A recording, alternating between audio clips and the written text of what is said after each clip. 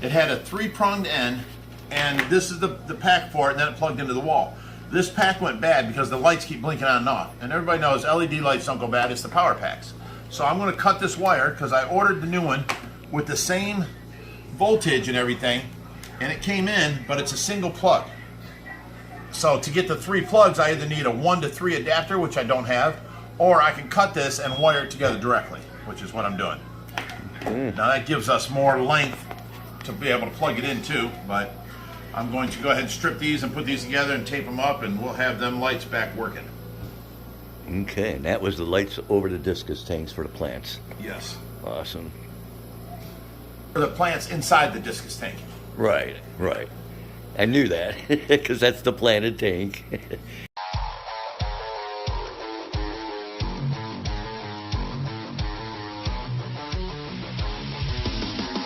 All right, so now we got the plug, we got the ends, and it's put together right here. So let's go out and try these real quick. Plug these in. See if the new power pack works. You've missed all the fun. So far today we had, well, 1 tour and then another tour with somebody dropping off fish. And then I had a slight leak. We fixed that. It was just a hose fell out. And, you know, we were just doing all this different stuff, and I didn't record none of it. You've been doing pretty good recording it. Yeah. All right, I'm going to have to plug this into, ow, ow, this here. Now this side here, oh, they're over here on the couch. Hang on a second. I'll bring them over here.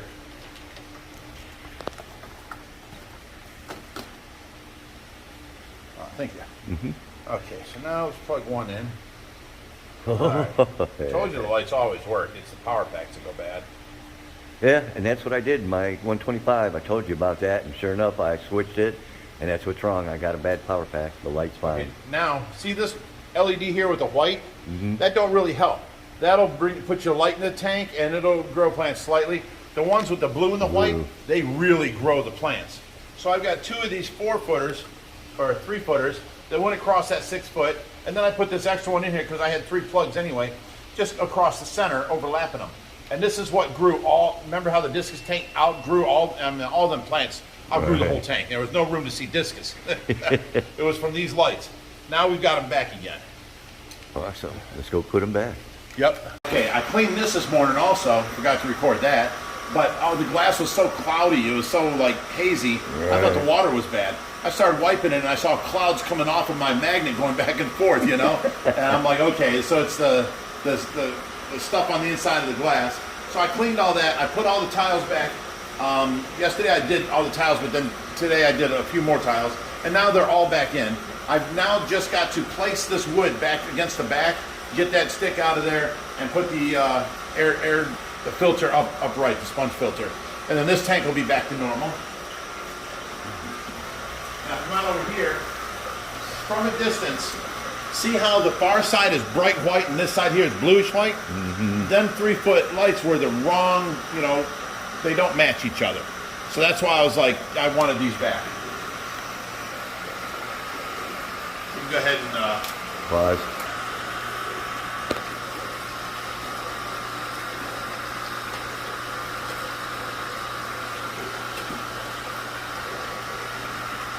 now see, that looks dimmer. It does. It does. But that's what grew the lights. So let's go ahead. We're gonna have to, let's add these 2 back on, and we'll just disconnect this one right here. Okay.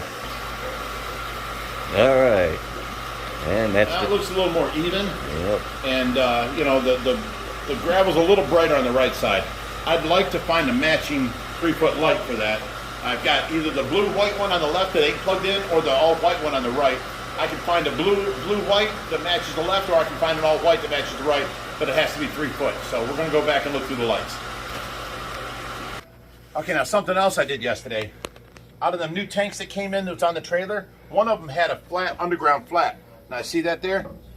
This was missing it. It just had the tube in there. So I cut that to fit the size of the tank, and then I put an extension on up here. And now the air line, you can put it about halfway, and you don't have to go so deep, but the air coming up out of there will suck the water through the gravel and become an old school undergravel filter. So I got this all together and running and clean and ready to get set up. Let's put this back on here. I'm gonna put this into there. And then this sits onto the back. Okay, now this piece here. Okay, so I want to cut the hole and make the clock like that one. And then this will be up and running. Now we're gonna have to let it season for a while, put you know, like 2 or 3 feeders in there and just let it run and get some bacteria built up into the gravel and stuff, because that's its filtration.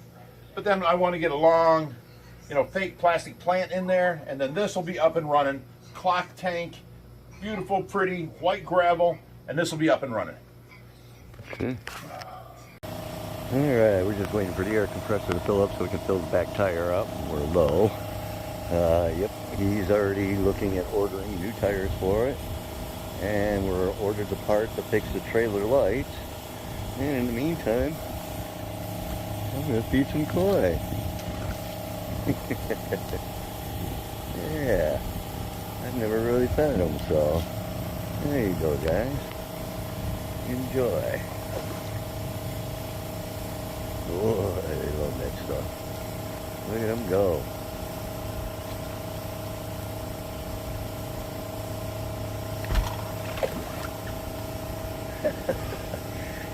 Awesome. All right, come on over here and record. Oh, you're gonna bend down and do it? You see that we have a flat tire now. Yeah, I showed it. Every 2-3 days we get a flat tire, and what I wanted to record was we had a donation of $500 to specifically buy new tires for the van.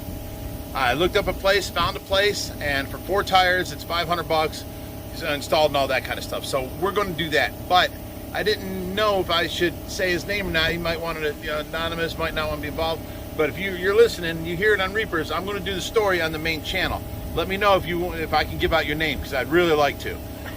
So right now, every couple days now, we have to put air in this tire. So we don't really want to go on long trips with this one. So we're getting ready to do this.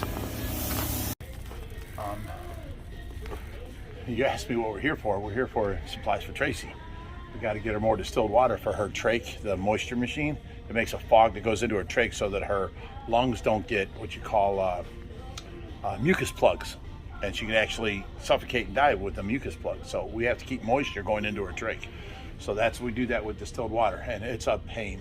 Every week and a half, we have to get 10 or so distilled waters, and it's a pain.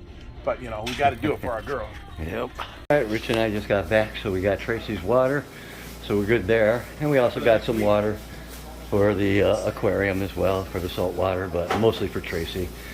And Mara just left. It's 4 o'clock already, believe it or not. We've been running around. And so she's gone, and I guess I'm going home because it's 4 o'clock and Rich can no longer come out and play. So I'm gonna take off, dude. Hey, I've got 16 hours. I got to take care of Tracy. Yep. So, all right. We'll see you guys on the flip side. All right, everybody. Hope you enjoyed the video. Just me and Rich running around doing some things. Did find out within like the next 2 weeks or so, we do have to make a run up into Michigan. I believe we have 2 different rescues to do up there. So we also, when we were actually coming back from Mark's, he got a message on his phone that we had a donation of some tanks and some big filters and canisters and things like that. That's in North Ridgeville. That's just around the corner. And then he's telling me, oh, I set up another rescue for some koi in a 17 or 20 by 15 or so pond, 7 foot deep. Guy's going to start, draining it before we get there, place it on a milk cart. That way we leave a foot of water and everybody's all right in case it drains too low. But he said that's for Monday. I'm like, dude, it's Labor Day weekend. He's like, oh, it is. In fact, Labor Day weekend is Bigrich's birthday. So his birthday is Saturday. And I'm like, so what's up for Saturday? But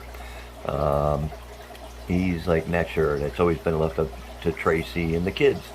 So, not sure what's going on for Saturday. I kind of do, but I can't say because especially, he does. I watch his videos. He watches mine. So I ain't saying nothing. Just, you know, I have to go out Saturday anyways, and make another video, of course. You know, that's just what I gotta do. But other than that, everything, you know, in the fish rooms, everything's good. You seen we got that taken care of. The lights and everything are working now. We got a lot of projects that need to be locked up here before winter. And there's actually a couple more other rescues on the books, but we're not sure if we're going to be able to get to them, depending on what we can do. You know, we can't just go out and do it. We have to set up enough things, you know, to make it worth our while. The plecos in here seem to be doing just fine. And yeah, a few people keep asking about the 125. I will be showing that. I did have some massive problems. I had a massive ammonia spike in there a month or two ago. I did lose some fish, but that'll be coming up. But in the meantime, everything's going good. And Dawn's out watering her plants, and the room's a mess. You know, we're trying to get everything situated for winter time here, and so, you know, we're cleaning up and trying to get some things done. But, you know, other than that, everything's going good. So you guys, you stay fishing, my friends. Hit that like, subscribe, and share, and we'll go deeper with the reefer.